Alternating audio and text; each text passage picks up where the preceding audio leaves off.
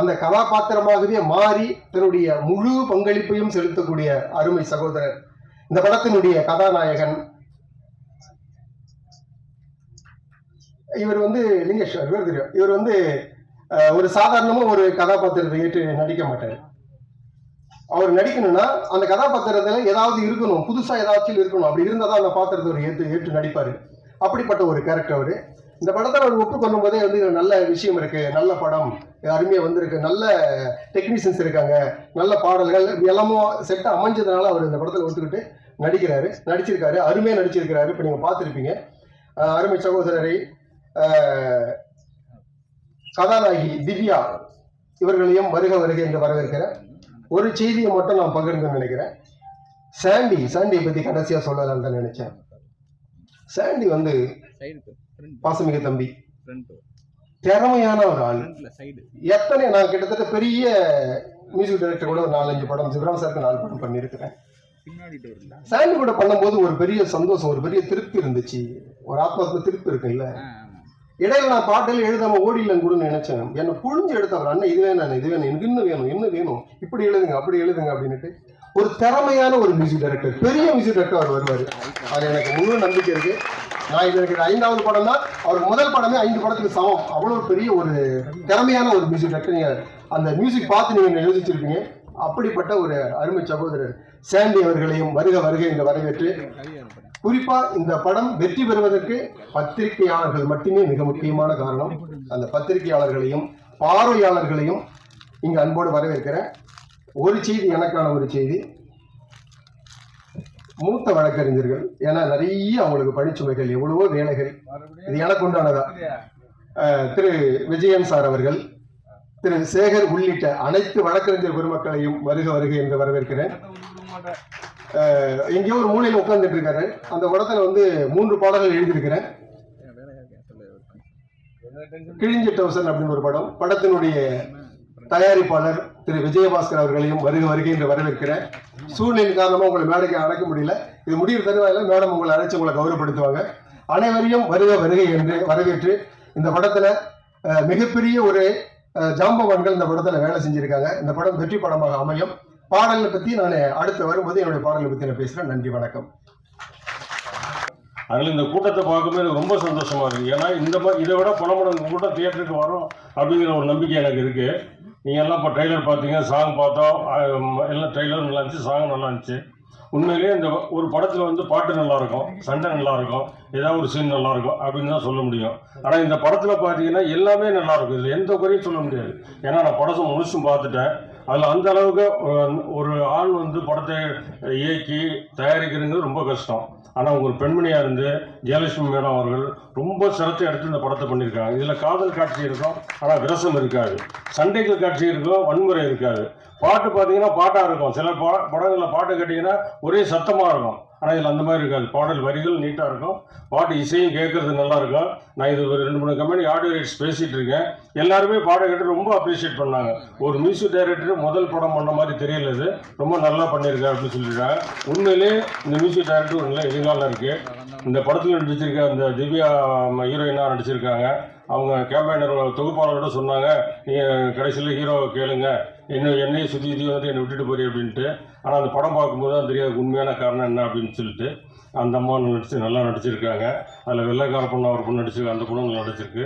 இல்லை தம்பி லிங்கேஷ் அந்த கேரக்டர் படத்தில் ரொம்ப சூப்பராக பண்ணியிருப்பார். ட்ரெய்லரில் கொஞ்சம் தான் பார்த்தீங்க, படம் பார்த்தீங்கன்னா அவ்வளோ நல்லா பண்ணியிருப்பார். எனக்கு உண்மையிலே ஆச்சரியமாக இருந்துச்சு, இந்த அளவுக்கு பண்ணியிருக்காரு அப்படின்னு. ஆனால் அவர் எனக்கு ரொம்ப நாள் நண்பராக இருந்திருக்காரு, எனக்கே தெரியல. படம் நல்லா பண்ணியிருக்காங்க. எல்லா புகழும் இறைவனுக்குன்னு சொல்கிற மாதிரி இந்த பாராட்டுகள் எல்லாத்துக்கும் ஒட்டுமொத்தமாக முக்கியமானவங்க யார் அப்படின்னா மேடம் ஜெயலட்சுமி மேடம் தான். ஏன்னா அவங்க தான் இந்த படத்தை தயாரித்து இயக்கி எல்லாரும் ஒரு படம் எப்படி கொடுக்கணுமோ அது தகுந்தாமல் படத்தை கொடுத்துருக்காங்க. உண்மையிலே நம்ம அவங்கள மனசார நான் பாராட்டுறேன். நிச்சயமாக இந்த படம் உங்களுக்கு வெற்றி படமாக அமையும். ஏன்னா அவங்க இந்த படத்தை ரொம்ப சிரத்தை எடுத்து எந்த இடத்துலையுமே ஒரு தொய்வு இல்லாமல் படம் பார்த்தீங்கன்னா 2 மணி நேரம் படம் பார்த்தீங்கன்னா அவ்வளோ அருமையாக இருக்கும். அந்த மாதிரி பண்ணியிருக்காங்க. மேடத்துக்கு என்னுடைய பாராட்டுத்துக்கெல்லாம் அதை முன்கூட்டியே அவங்களுக்கு நிச்சயமாக ஒரு வெற்றி விழாவில் இதை விட அதிகமான கூட்டத்தில் அவங்க உட்கார போகிறாங்க அப்படிங்கிறது எனக்கு ஒரு நம்பிக்கை இருக்குது. படம் வெற்றி அடையணும். எல்லாம் உங்களுடைய ஆசீர்வாதம், உங்களுடைய ஒத்துழைப்பு எல்லாம் வேணும். தியேட்டரில் எல்லாம் போய் பாருங்கள். ஊடக நண்பர்கள், பத்திரிகை நண்பர்கள் எல்லாருமே இந்த மாதிரி படங்களுக்கு நல்லா சப்போர்ட் பண்ணுங்க. இந்த படத்துல எந்த குறையும் இல்லை. நிச்சயமா அந்த படம் வெற்றி படமா அமையும் அப்படின்னு சொல்லி வாழ்த்து கூறி வாய்ப்புக்கு நன்றி கூறி விடைபெறுகிறேன். நன்றி, வணக்கம். Thank you sir. அடுத்தபடியாக மக்கள் கிட்ட இருந்து வரக்கூடிய வெறுப்பும் கோபமும் தான் ஒரு வில்லன் நடிகருக்கு கிடைக்கக்கூடிய மிகப்பெரிய விருது அப்படின்னு நான் நினைக்கிறேன். அந்த வகையில சித்தா படத்துல தன்னோட மிரட்டலான நடிப்பு மூலமா மக்களோட கோபத்தையும் பயத்தையும் சம்பாதிச்சு தன்னை சிறந்த நடிகரா நிரூபிச்ச சித்தா தர்ஷன் அவர்களை பேச அழைக்கிறேன்.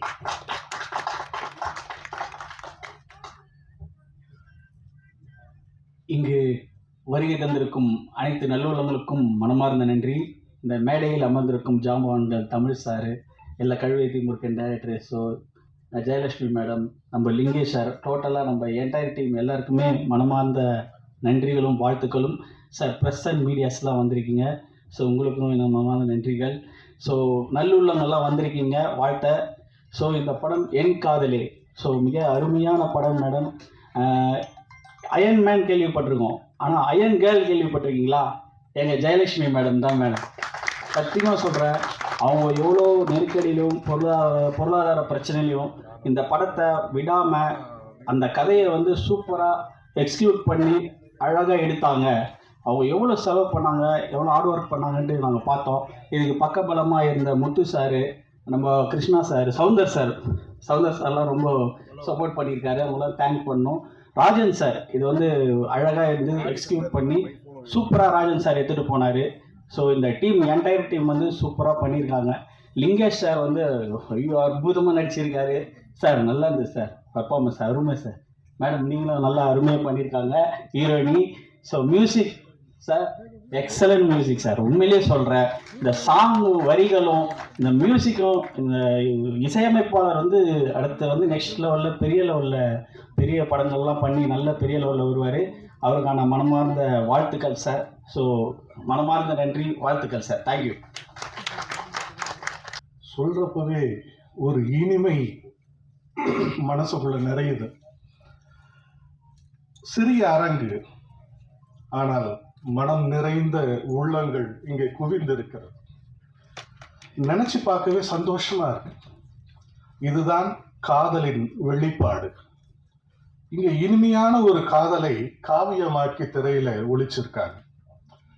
காட்டப்பட்ட அந்த காட்சிகள் எல்லாம் கண்ணில் அப்படியே ஒற்றிக்கொள்ளுகிற வகையில் இதுதான் ஒரு காதல் என்பதை மிக தெளிவாக, அழகாக, நயமாக, எந்த இடத்திலும் கண்களை மூடிக்கொள்ள வேண்டும் என்கின்ற எண்ணத்தை தூண்டாமல் பரவசத்தில் ஆழ்த்திய காட்சிகள் இங்கே ஒளித்தது. உண்மையில் சொல்ல வேண்டும் என்று சொன்னால், வரவேற்புரை ஆற்றிய போதே ரொம்ப அழகா சொன்னாங்க, இது கடலிலும் கரையிலும் தத்தளித்து எடுக்கப்பட்ட படம் என்று. அதில் ஒன்று தெளிவாக தெரிகிறது, கடலில் தத்தளித்து இருந்தவர்கள் இப்பொழுது முழுமையாக கரையேறி விட்டார்கள் என்பதுதான் இந்த அரங்கில் வெளிச்சம் போட்டு காட்டப்பட்டிருக்கிறது. இயற்கையாகவே அவங்க கரையேறிட்டாங்க. இங்கு வந்து இருக்கக்கூடிய பார்வையாளர்களும் சரி, சுவைஞர்களும் சரி, அதற்கு எடுத்துக்காட்டாகத்தான் இருக்கிறார்கள். ஒரு படத்தை நாம உள்ள நுழைஞ்சு பார்த்த உடனே இதுல என்னென்னலாம் செய்தி உள்ள இருந்து ஒலிக்குது, என்ன சொல்ல வராங்க அப்படிங்கிறது ஒரு ஆவலை தூண்டணும். அப்படி ஒரு படம் இருக்கிறது தான் அடிப்படையில நம்ம இழுக்கும், கவர்ந்து இழுக்கும்.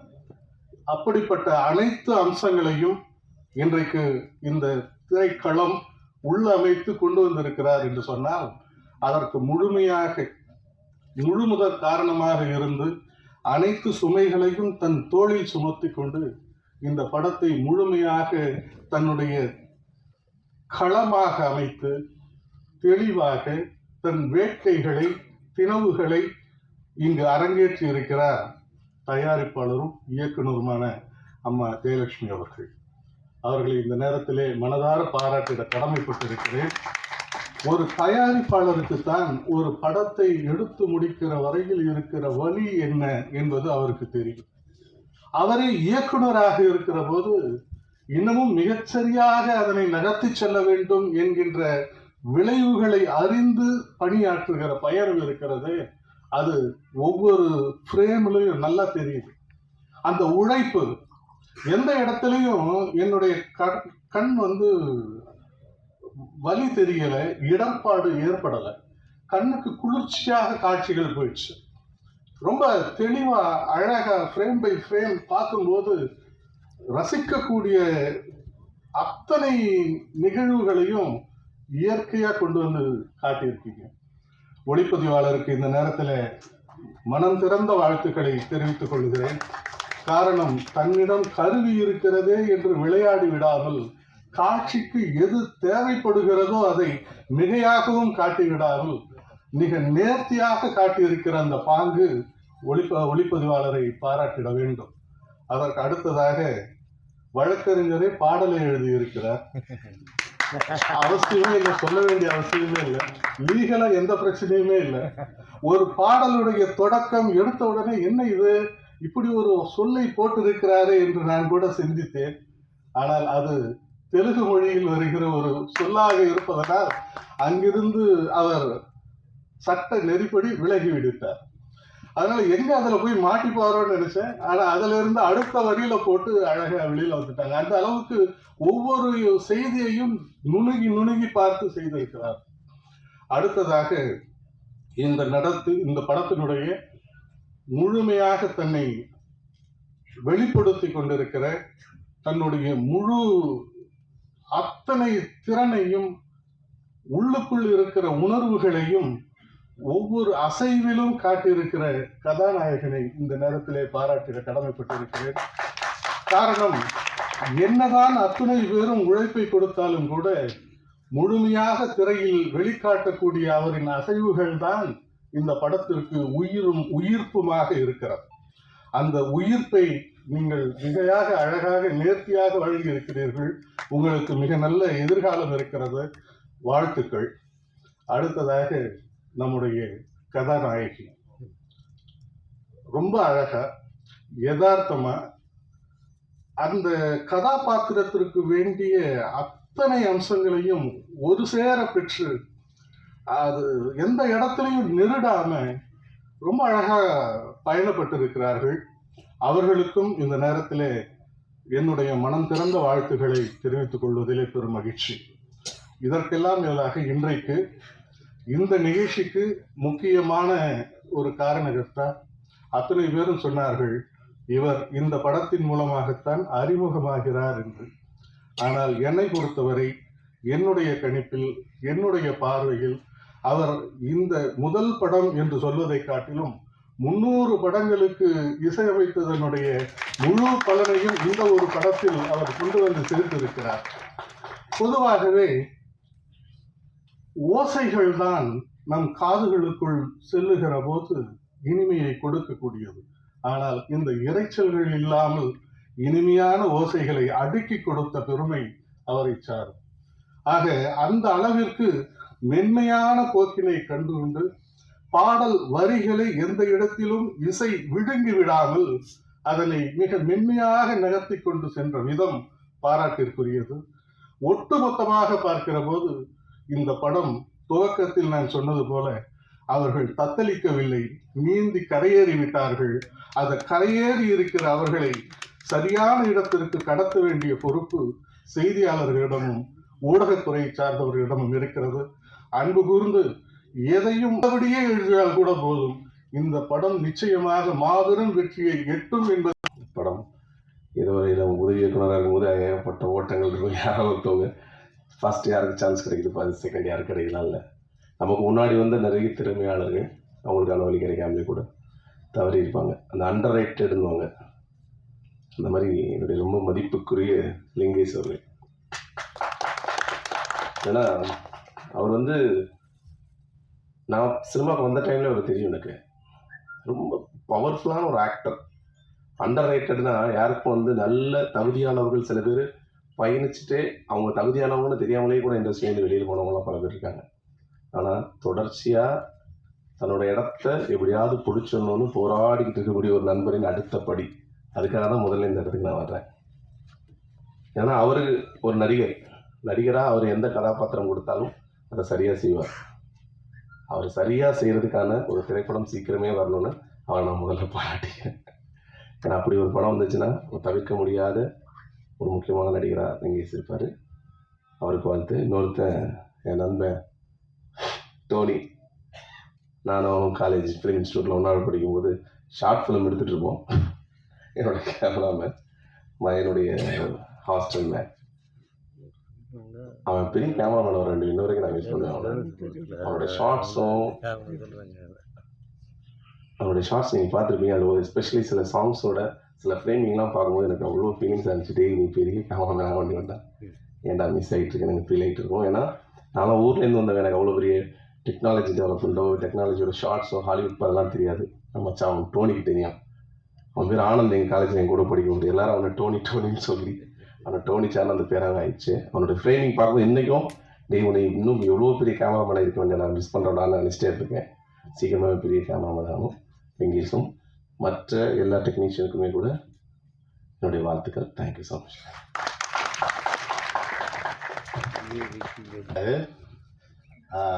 மீடியாவுக்கு அண்ணன்களுக்கு என் மனமார்ந்த வாழ்த்துக்கள். கடல் எவ்வளோ பெருசோ ப்ரொடியூசர் மேலே மனசு அவ்வளோ பெருசு, பணத்தை அள்ளி கொட்டியிருக்காங்க. என் மனமார்ந்த வாழ்த்துக்கள். என் காதலே படம் வெற்றி பெரிய என் மனமார்ந்த வாழ்த்துக்கள். நன்றி, வணக்கம். அவர் ஃபஸ்ட்டு சாண்டின்னு நிறைய பேர் சொல்லுவாங்க, அவர் மியூசிக் நல்லா பண்ணியிருக்காருன்னு சொல்லுவாங்க. நான் மீட் பண்ணதில்லை. அப்புறம் அந்த ப்ராஜெக்டுக்காக ஒரு நாள் ஸ்டுடியோவில் போய் மீட் பண்ணோம். ஒரு ப்ராஜெக்ட் ஒரே நைட்டில் உட்காந்து ஒரு பாட்டு போட்டு கொடுத்தாரு. எக்ஸலண்ட்டாக பண்ணார். இப்போ நம்ம பார்த்த பாட்டே குவாலிட்டியாக இருக்குது. பட் இதை விட வேறு லெவலில் அவரோட ஒர்க்கு எல்லாமே இருக்கும். தொடர்ந்து அவர் கூட ஒர்க் பண்ணணும்னு நானும் விரும்புகிறேன். 2வது லிங்கேஷ் பற்றி சொல்லணும். தமிழ் சார் கூட டானாக்காரன் தான் நான் அவரை ஃபஸ்ட்டு மீட் பண்ணேன். நான் டானாக்காரன் ஒர்க் பண்ணும்போது அங்கே வந்து லிங்கேஷ், பாவேல் 2 பேருமே அவ்வளோ டெடிக்கேஷனாக இருப்பாங்க. எக்ஸலண்ட்டாக ஒர்க் பண்ணுவாங்க. அப்போ அவரோட லுக் எல்லாமே கொஞ்சம் வெயிட் பயங்கர ஜாஸ்தியாக இருக்கும். அப்போவே சொன்னார், வேறு படங்களுக்காக வெயிட்லாம் மாற்றுறேன் அப்படின்னாரு. அவர் கூட சீக்கிரமாக ஒர்க் பண்ணணும்னு ஆசைப்பட்றேன். இந்த டீம் எல்லாருக்கும் வாழ்த்துக்கள். நன்றி, வணக்கம். இந்த வாய்ப்புக்கு முதல்ல இந்த ப்ரொடியூசர் மேடம்க்கு நான் ரொம்ப நன்றி சொல்லணும். அதுக்கெல்லாம் முதல்ல இந்த டீமுக்கு என்னை அறிமுகப்படுத்திய பாக்யராஜ் அண்ணனுக்கு மிகப்பெரிய நன்றி. ஏன்னா அவர் மூலிமா எனக்கு நிறைய நல்ல நண்பர்கள் கிடச்சிருக்காங்க இந்த படத்தின் மூலிமா. ஸோ படம் வெற்றி தோல்வி அதெல்லாம் அது அப்பாற்பட்டு இந்த ப்ராசஸ் ஆஃப் ஃபிலிம் மேக்கிங்கை வந்து ரொம்ப என்ஜாய் பண்ணி பண்ணணும்னு நினைப்பேன். அதுக்கு ஒரு நல்ல ஒரு எடுத்துக்காட்டான ஒரு டீம், ரொம்ப ஃப்ரெண்ட்லியான ஒரு டீமாக இருந்தாங்க. அதுக்கு மிக நன்றி. இந்த படம் உருவாவதற்கு எல்லா வகையிலும் உதவியாக இருந்த தொழில்நுட்ப கலைஞர்கள், லைட்மேன்லேருந்து கிரேனிங்லேருந்து எல்லா தொழில்நுட்ப கலைஞர்களுக்கும் இதுக்கு வேலை செய்த அனைவருக்கும் முதல்ல இதுக்கு நான் நன்றி சொல்லிக்கிறேன். அந்த ப்ரொடியூசர் மேடமுக்கு ஒரு ஸ்பெஷல் நன்றி. ஏன்னா அவங்க வந்து எங்களுக்கு ஒரு ப்ரொடியூசர் மாதிரிலாம் இல்லை, அவங்க ஒரு ஃப்ரெண்டு மாதிரி இருந்தாங்க. ஸோ எங்களுக்கு இந்த படம் நடக்கிறதுக்கு எல்லா விதமான சப்போர்ட்டும் பண்ணி கொடுத்தாங்க. அதே போல் திரு முத்து அவர்கள், திரு கிருஷ்ணா அவர்கள், திரு சவுந்தர் அவர்கள் இந்த படம் நடக்கிறதுக்கு இன்னும் மிகப்பெரிய உறுதுணையாக இருந்தாங்க. அதெல்லாம் தாண்டி இந்த அளவுக்கு கொண்டு வர்றதுக்கு திரு ராஜன் சார் மிகப்பெரிய பில்லராக இருந்திருக்காரு இந்த படத்துக்கு. அவருக்கும் ஒரு மிகப்பெரிய நன்றி. அப்புறம் நம்ம ஹீரோயின், அவங்க வந்து வெரி டெடிகேட்டட், வெரி சின்சியர். அவங்க இன்னும் மேலும் பெரிய படங்கள் பண்ணணும்னு ஆசைப்பட்றோம். அப்புறம் லிங்கேஷ் சாரை பற்றி சொன்னோம். அவர் வந்து கௌதம் சொன்ன மாதிரி அவர் அண்டர் ரேட்டடு அப்படின்னு அவன் சொல்கிறான். பட் அண்டர் ரேட்டடாக இல்லை, அவர் வந்து ஆல்ரெடி ஒரு மிகச்சிறந்த நடிகராக வந்துட்டார். அது இன்னொரு படம் பெருசாக ஹிட் ஆகணும், அவ்வளோதான் வித்தியாசமே தவிர அவர் நடிகராக ஒரு பெரிய நடிகர் தான். நாங்கள் இந்த படத்தின் மூலிமா எனக்கு ஒரு நல்ல நண்பராக அவர் கிடைச்சாருன்னு நினைக்கிறேன். இந்த ப்ராசஸே எனக்கு ரொம்ப ஜாலியாக இருந்தது. இந்த படம் முடிக்கிற வரைக்கும் முடிந்த அளவுக்கு எங்களோட பெஸ்ட்டை கொடுத்துருக்கோம். நீங்கள் எல்லோரும் ஆதரவு கொடுக்கணும். அப்புறம் விழாநாயகன் சாண்டியை பற்றி சொல்லணும். சாண்டி வந்து என் தம்பி, அதனால் அவரோட ஒர்க்கு வந்து அடுத்தடுத்த படங்களில் இன்னும் பெரிய பெரிய ஹிட்டு கொடுப்பாருன்னு நம்புகிறோம். அதுக்கு இந்த படமே ஒரு சாட்சி. ஸோ எல்லோரும் இந்த படத்தை ஆதரவு கொடுங்க. இதை சிறப்பாக வெற்றி அடையிறதுக்கு எல்லாரோட சப்போர்ட்டும் தேவை. நன்றி. Thank you sir. அடுத்தபடியாக ஸ்டண்ட் மாஸ்டர் வீர் விஜய் அவர்களை பேச அழைக்கிறோம். இந்த படத்தில் என்னை அறிமுகப்படுத்தின பாக்யராஜ் சார் அடுத்து நம்ம ராஜன் சார் இந்த படத்தை நல்ல வழி எடுத்து நல்லபடியாக பெரிய லெவலில் எடுத்துகிட்டு வந்திருக்கிறாரு. இந்த படம் பெரிய லெவலில் வெற்றி பெற என்னோட வாழ்த்துக்களை தெரிவித்துக் கொள்கிறேன். நன்றி, வணக்கம். என் காதலி படத்தின் தயாரிப்பாளரும் இயக்குனருமான என் பாசத்திற்குரிய அக்கா விஜயலட்சுமி அவர்களுக்கு என்னுடைய முதற்கண் வணக்கம். என்னை திரைத்துறையில் அறிமுகப்படுத்திய டானாகாரன் புகழ், ஜெய்வின் புகழ் அண்ணன் புரட்சி இயக்குனர் தமிழர்களுக்கு என்னுடைய முதற்கண் வணக்கம். திரைத்துறையில் நான் நடிகனாக வேண்டும் என்று ஆசைப்பட்ட என் அருமை மச்சான் பாக்கியராஜ் அவர்களுக்கு என்னுடைய முதற்கண் வணக்கம். இங்கே இருக்கிற இயக்குநர்களில் கிட்டத்தட்ட 4 இயக்குநர்கள் படங்களில் நான் நடித்திருக்கிறேன். தற்பொழுது ஜியோ ஹாட்ஸ்டார் வெளிவந்திருக்கிறேன் ஓம்காலி ஜெய்காலி படத்தினுடைய இயக்குனர், வெற்றி இயக்குனர் அண்ணன் ராமு செல்லப்ப அவர்களுக்கு என்னுடைய மனமார்ந்த நன்றிகள். ஒரு பெண் ஆளுமை என்பது இந்த உலகத்தில் மிக மிக கடினமான ஒரு செய்தி. நாம் படித்திருக்கிறோம், பார்த்திருக்கிறோம், கேட்டிருக்கிறோம். ஆனால் நான் நேரடியாக பார்த்த ஒரு பெண் ஆளுமை அக்கா விஜயலட்சுமி அவர்கள் தான். கடும் சுமைகளை தோள்களிலும் தலைகளிலும் சுமந்து போவதை நாம் பார்த்திருக்கிறோம். ஆனால் மனதளவில் சுமைகளை தாங்கிக் கொண்டு ஒரு படத்தை வெளியிடுவது என்பது எல்லா இயக்குநர்களும் சொல்வது, தயாரிப்பாளரும் சொல்வது 10 மாத குழந்தையை நாம் பெற்றெடுப்பதற்கு சமம் என்று சொல்வார்கள். அப்படித்தான் இந்த படத்தை அவர் உருவாக்கியிருக்கிறார். இந்த படம் வெற்றி பெற என்னுடைய வாழ்த்துக்கள், நன்றிகள். நன்றி, வணக்கம். எங்ககிட்ட ஒரு சில வார்த்தைகள் ஷேர் பண்ணுவோம் அப்படின்னு ஆசைப்படுறோம்.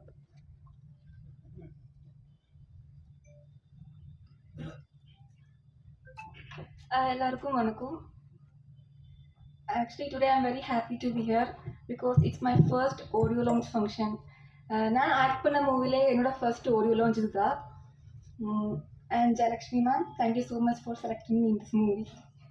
And Rajan sir, Saundar sir, thank you for helping me throughout the movie and everything. Thank you so much guys. And that's it. Thank you.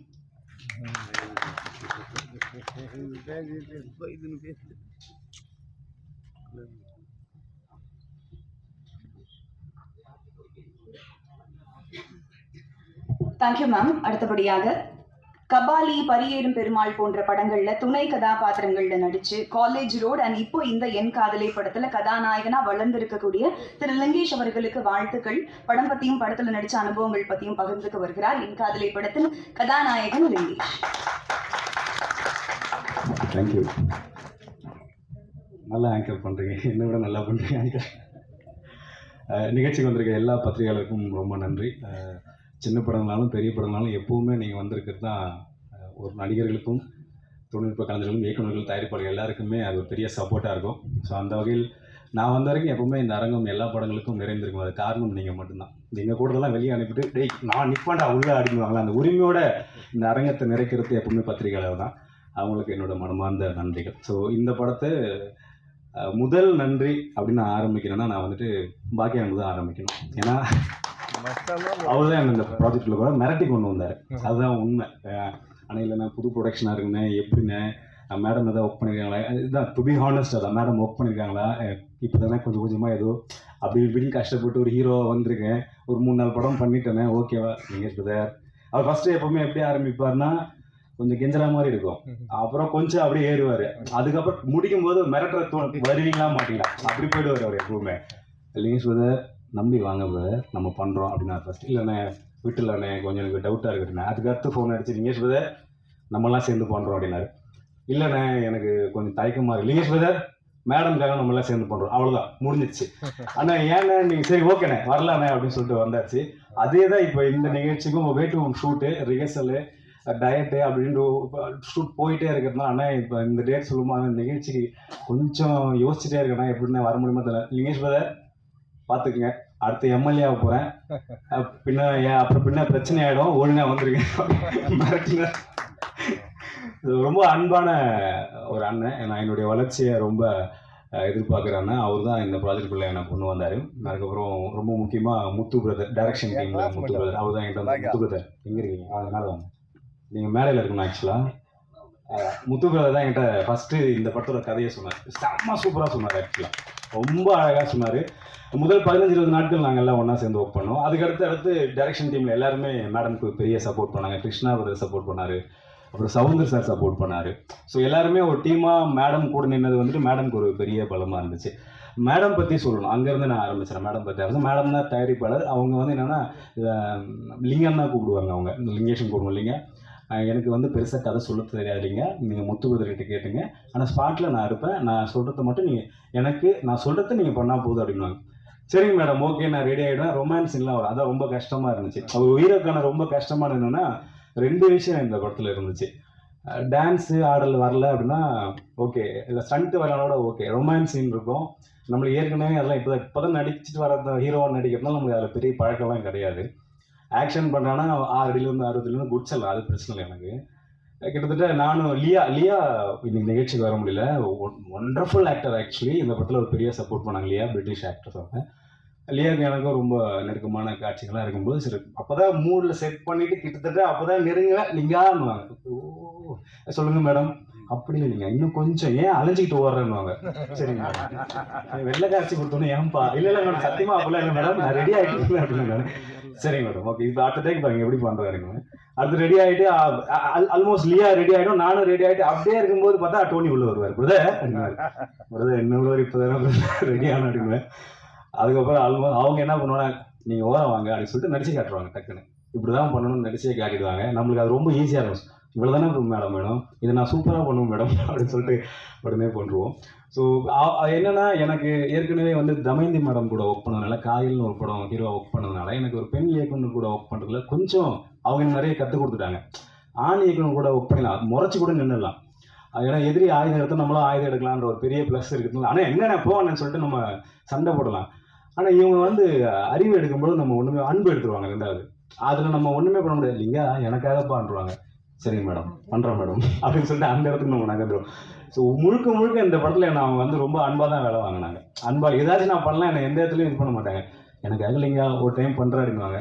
சரிங்க மேடம், ஓகே மேடம் அப்படின்னு சொல்லிட்டு போகணுமா. ரொமான்ஸ் இல்லை ஒன் முறையே போகாது. மற்ற ஓடி வரத்து, எகிரி குதிக்கிட்டு இதில் மட்டும் ஒரு 10 டேக் வாங்கிட்டே இருப்பாங்க அவங்க மாட்டுக்கும். ஸோ ரொம்ப இன்ட்ரெஸ்டிங்கான 2வது வந்து ரொம்ப பவர்ஃபுல்லான ஒரு லேடி. அதாவது ஃப்ரம் த ஃபர்ஸ்ட் டே நீங்கள் எனக்காக பண்ணுறீங்களீங்க, எத்தனை இடையூறுகள் வந்தாலும் சரி, எத்தனை பிரச்சனைகள் வந்தாலும் ஏதாச்சும் எனக்கு ஒரு ஃபோன் பண்ணுங்கள், நான் அவங்ககிட்ட பேசுவேன், நீங்கள் வந்து எனக்காக பண்ணணும். இந்த நாள் வரைக்கும் அவங்க கடைசியாக வந்து எனக்கு ஃபோன் பண்ணிங்க, எனக்காக வாங்க, நம்ம ஒரு படம் பண்ணியிருக்கோம், நம்மலாம் சேர்ந்து பண்ணியிருக்கோம், இந்த டேட் ஃபிக்ஸ் பண்ணியாச்சு, எப்படியாவது அட்ஜஸ்ட் பண்ணிட்டு நீங்கள் வந்துடுங்க. சரிங்க மேடம், ஆல்மோஸ்ட் எனக்கு ஷூட் இல்லை அந்த டேட்டில், நான் கேட்டுவிட்டேன், நான் கண்டிப்பாக நான் வரேன் அப்படின்னு சொல்லிட்டு அந்த அன்பு இப்போ வரைக்கும் வந்தவொடனே மகனே அப்படின்னாங்க. ஸோ அந்த அன்புக்கு இந்த படம் வெற்றி அடையணும் அப்படின்னு சொல்லிட்டு நான் வாழ்த்துறேன். அந்த படத்தோட கேமராமேன் பற்றி நிறைய சொல்லணும். டோனி நானும் எனக்கும் பயங்கரமான ஒரு ரேப் இருந்துச்சு. நான் ஒரு 20 அடியில் பறந்தேன்னா டோனி 30 அடியில் பறந்துட்டு இருக்கேன். பிரதர் நான் இங்கே இருக்கேன் அப்படி மேலே பாருங்க அப்படின்வாரு. சூப்பரான ஒரு கேமராமேன். ஆக்சுவலாக கௌதமன் நான் சொன்ன மாதிரி ஒரு எக்ஸலண்ட்டான ஒரு கேமராமேன். இப்போ பயங்கர ஹார்ட் ஒர்க்கு. ஸ்டண்ட்லாம் கொடுத்துட்டா அவர் தனியாக உருண்டுக்கிட்டு இருப்பார் கேமரா வச்சு. பிரதர் இப்படி பண்ணலாம் அப்படி பண்ணலான்னு. ஸோ அவர் கூட ஒர்க் பண்ணதில் ஒரு மிகப்பெரிய சந்தோஷம் எனக்கு. அப்புறம் சந்துரு அண்ணா லிரிக் ரைட்டர். சந்துரு அண்ணாக்கு எனக்கு வந்து முதல் பழக்கம் எப்படின்னா, டானாக்காரன்ல பழக்கம்னா நேரடியாக நான் 2 பேர் பார்த்துல. டானாக்காரன்ல அண்ணா வந்து லிரிக் எழுதி அனுப்புகிறாரு. அப்போ நான் என்ன பண்ணுறேன், அந்த டோனை கேட்டு நான் ஒரு லிரிக் எழுதிட்டு இருக்கேன். நான் எழுதி பாடல் கிட்ட கொடுத்துட்டேன். தலா இது எப்படி இதில் பாருங்க டான் அப்படின்னு சொல்கிறாங்க. டான் இது லிரிக் பயங்கரமாக இருக்குடா, நம்ம தமிழ்நாட்டை சொல்லுவோம் சொல்லி எனக்கு தெரியாது. அவர் போய் தமிழ்நாட்டை சொல்லிட்டாரு. தமிழ்நாடே தம்பி பாடா அப்படின்னு சொல்லிட்டு என்னை கூப்பிட்டு இன்னும் உட்கார வச்சாரு. இல்லை கூப்பிட்டு போய் அடிக்க போறாரு அப்படின்னு நினச்சி. ஆனால் இல்லைண்ணே உள்ள சீன் இருக்குண்ணே. வாடா நானே போகிறேன் உனக்கு நான் வாடா அப்படின்னு கூப்பிட்டு போயிட்டாரு. சரின்னு போனால் ஏடா தம்பி ஏதோ பாட்டு எழுதி வச்சிருக்காங்க காட்டாடினாரு. ஏதாவது நான் சும்மா அதுக்கு எழுதுனேன் என்ன. உடனே சந்திரன் ஃபோன் பண்ணி கொடுத்துட்டாரு. யாருன்னு இவர் தான் லிரிக் ரைட்டர். ஐயோ ரொம்ப. ஆனால் நான் சும்மா விளையாட்டாக எழுதுனேன். இது நல்லா இருக்கு, நான் ஒரு 2-3 வரிகள் எழுதியிருக்கேன், அது நீங்கள் பாருங்க சொல்லிட்டு அண்ணன் ஒன்று அனுப்பியிருந்தார். ஆனால் எந்த வீடுக்கு ரொம்ப நல்லா இருக்குன்னு அப்படியே அதோட அமைதியாக ஒதுக்கிட்டேன். அப்புறம் பார்த்தா என் படத்துக்கு ஒரு பாட்டு எழுதாருன்னு. அது ஒரு சூப்பரான விஷயம். ரொம்ப நன்றிண்ணா, எல்லாம் ரொம்ப சூப்பரான பாடல்கள் இல்லை. அப்புறம் எனக்கு சிறப்பு இருந்தால் கில்ட்டில் இருந்து அண்ணன் வந்திருக்காங்க. ரொம்ப நன்றிண்ணா நிகழ்ச்சிக்கு வந்ததுக்கு. அடுத்து எங்கள் அண்ணன்களை பற்றி நான் ஆரம்பிக்கணும். தமிழண்ணா உண்மையாக சொல்ல போனால் இந்த நிகழ்ச்சிக்கு எங்கள் அண்ணன்லாம் வருவாங்கன்னு எனக்கு தெரியாது. என் பாக்கிய அண்ணன் வந்துட்டு வருவாங்க அப்படின்னாரு. உண்மையாலுமே அவங்க வருவாங்கன்னா என் மேலே இவ்வளோ பாசமாக இருக்காங்கன்னும் போது எனக்கு ரொம்ப அதை எப்படி வெளியே காட்டுறதுன்னு எனக்கு தெரியல. அவ்வளோ ஒரு சந்தோஷமான விஷயம். தமிழ்னா வந்து பழக்கத்துக்கு முன்னாடி எனக்கு டானாக்காரனில் லாஸ்ட் மினிட் தான் நான் கம்மிட் ஆனேன். ராமையா தான் வந்துட்டு எனக்கு ஒரு 4 பக்கம் தலைவரை 4 பக்கம் டைலாகு 2 நாள் தான் 1.5 நாள் தான் போட்டிருக்கு, அடிச்சுவீங்களா அப்படின்னாரு. தூரத்துலேருந்து தமிழ் நான் டேய் ஐயா அவர் அடிச்சவாயா தம்பி அடிச்சவரோட அப்படின்னாரு. முடிச்சிடலாம் ஓகே அந்த கான்ஃபிடன்ட் இருக்குல்ல அவருக்கு எங்கிருந்து என் மேலே வந்துச்சுன்னு தெரியல. அவன் அடிச்சிருவான் தம்பி அடிச்சிருவான் ஒரு பிரச்சனை இல்லை அப்படின்னாரு அண்ணன். அந்த மதுரை அந்த ஸ்லாங்கோட ஒரு அழகாக சொல்லுவார். அது வந்துட்டு ஒரு நடிகன் ஒரு இயக்குனர்கிட்ட இருந்து ஒன்று கிடைக்கல, ஒரு பாசிட்டிவான ஒரு வைப் கிடைக்கல, அவன் பண்ணிடுவான்ற ஒரு நம்பிக்கை நான் சம்பாதிச்சுன்னு நினைக்கும் போது எனக்கு பயங்கரமாக ஆயிடுச்சுட்டானாங்க. முதல் நாளே அவர் நின்றுட்டேன் ரைட்டு நம்ம ஜாலியாக என்ஜாய் பண்ணி இந்த படத்தை பண்ணலாம். அந்தளவுக்கு முதல் நாளே எனக்கு ஒரு மிகப்பெரிய அன்பை கொடுத்துட்டு அப்புறம் ரஞ்சிதனாக்கு அடுத்து ரொம்ப நெருக்கமான ஒரு அண்ணனா தமிழன் அம்மாவோட ரொம்ப கட்டி பிடிச்சாலே அது ஒரு இலக்கம் இருக்கும் தமிழன் ஆகிட்ட. நான் மட்டும் இல்லை எல்லா தம்பிகளும் சரி தானாக முடிச்சதுக்கப்புறம் தமிழன் சொல்லிட்டு உயிர் விட ஆரம்பிச்சிருவோம். அந்தளவுக்கு ரொம்ப அன்பாக பழகக்கூடிய ஒரு எங்கள் அண்ணன் தமிழன் கௌதம் தோழர். ஒவ்வொரு படங்கள் பார்த்தா எனக்கு ரொம்ப மனசுக்கு பிடிச்சிருச்சா நான் என்ன பண்ணுவேன்னா நான் செல்ஃபாக ரிவ்யூ போட்டுருவேன். அது எல்லா படத்துக்கும் இல்லை சில படங்களுக்கு. அது மாதிரி எனக்கு ராட்சசி பார்த்துட்டு நான் செல்ஃபாக ரிவ்யூ போட்டு எஸ்ஆர் பிரபு சார் அதை ரீட்வீட் பண்ணியிருந்தாரு. அப்போ தான் நான் அவர்கிட்ட பேசினேன். ரொம்ப நன்றி தோழர், எக்ஸலண்ட்டான மூவி. நான் கவர்மெண்ட் ஸ்கூலில் படித்த பையன், எனக்கு அதோட வழிகளில் என்னால் கொஞ்சம் புரிஞ்சிக்க முடியுது. ரொம்ப சூப்பராக இருந்துச்சு தோழர்னு. அதுக்கப்புறம் நாங்கள் கழுவத்தி முருகனும் பார்த்துட்டு தோழரை பாராட்டினேன். ஸோ அவரும் இந்த நிகழ்ச்சிக்கு வந்தது எனக்கு ரொம்ப ரொம்ப சந்தோஷம். அண்ணன் சேவியர் அண்ணனுக்கு என்ன பெருசாக தெரியாது, ஆனால் எனக்கு அவர் ரொம்ப நல்லாவே தெரியும். அண்ணன் டிவி யூடியூப்பில் உட்காந்தாலும் நான் பார்த்துருவேன். அடி புலந்துருவார் ஆப்போசிட்டில் எல்லாம் இருந்தாலும் உட்காரான் மாவனே அப்படின்வார் அண்ணன். அவருடைய கொள்கையும் அவருடைய பேச்சுகளும் வந்துட்டு ஆனால் ரொம்ப தேவைண்ணே. அது இந்த காலகட்டத்துக்கு ரொம்ப தேவை. நான் வேறு கவர்மெண்ட் ஸ்கூல் பையன் சொல்லியிருக்கேன், மும்மொழி கொள்கையெல்லாம் போயிட்டுருக்கு. தயவுசெய்து விட்டு கொடுத்துறாதீங்க. முடியாதுண்ணே எங்களால். நாங்கள் 2 மொழிக்கே ரொம்ப கஷ்டப்பட்டோம். தமிழ் படித்து இங்கிலீஷ் படிக்க கொடூரமாக கஷ்டப்பட்டோம். அது 3ஆவது மொழிலாம் நாங்கள் அதனை விட்டுறாதீங்க. அடுத்து பாடல் பாடினவங்க வந்திருக்காங்க. அப்புறம் எனக்கு ரொம்ப பிடிச்ச வில்லன் அண்ணன். ஆனால் நம்ம 2 பேர் சேர்ந்து ஒன்றா ஒர்க் பண்ணுறோம் கண்டிப்பாக. அண்டு திவ்யா சும்மா இன்ட்ரெஸ்டிங்கான ஒரு கேர்ள் அவங்க. திவ்யா ரொம்ப அந்த ஒரு ஆக்ட்ரஸ்ன்ற ஒரு எதுவுமே இருக்க ரொம்ப சிம்பிளாக ஸ்பாட்டில் வந்து ஏதாவது டவுட்னா என்கிட்ட கேட்பாங்க. அது ரொம்ப பிடிச்சிருந்துச்சி. நான் ரொம்பலாம் சொல்ல மாட்டேன், அவங்க பண்ணுறது நல்லா இருக்குன்னு சொல்லுவாங்க. அவ்வளோ சூப்பராக பண்ணுறீங்க நல்லா பண்ணுங்க அப்படின்ட்டுருவேன். அதுலேயே ஒரு மாதிரி டெம்ட் ஆகி பயங்கர நடிக்க ஆரம்பிச்சிருவாங்க. எமோஷனல் சீன்லாம் ஒரு மாதிரி கண்ணு கலங்க வச்சுருவாங்க நம்ம ஆப்போசிட்டில் இருக்கும்பொழுது. அண்டு லியா இன்னைக்கு வர முடியாத சூழல். பட்டு ஒரு டஃப்பான சூழல் என்னென்னா எனக்கு வந்து இந்த படத்தில் ஸ்டண்ட் பண்ணதோ ரொமான்ஸ் பண்ணதோ இல்லை வந்து ஆக்ஷன் பண்ணதோ அதெல்லாம் கிடையாது. லியாவுக்கு நான் டிரான்ஸ்லேட் பண்ணோம், இங்கிலீஷில் டிரான்ஸ்லேட் பண்ணோம். அதுதான் ரொம்ப டஃப்பாக இருந்துச்சு. அதுலேயே புரிஞ்சுப்பாங்க. ஓகே சரி ஓகே ரைட். எனக்கு தெரிஞ்ச இங்கிலீஷை நான் சொல்லுவேன், அவங்க யூகே இங்கிலீஷில் அதை புரிஞ்சுப்பாங்க. புரிஞ்சுக்கிட்டு அதை நடிக்கும்பொழுது நம்ம அவுட்புட் பார்க்கும்போது அவ்வளோ அழகாக நடிச்சிருப்பாங்க. ஸோ சின்ன வேர்ட் கொடுத்தா போதும் லியா வந்து அதை புரிஞ்சு பயங்கரமாக நடிச்சிருவாங்க.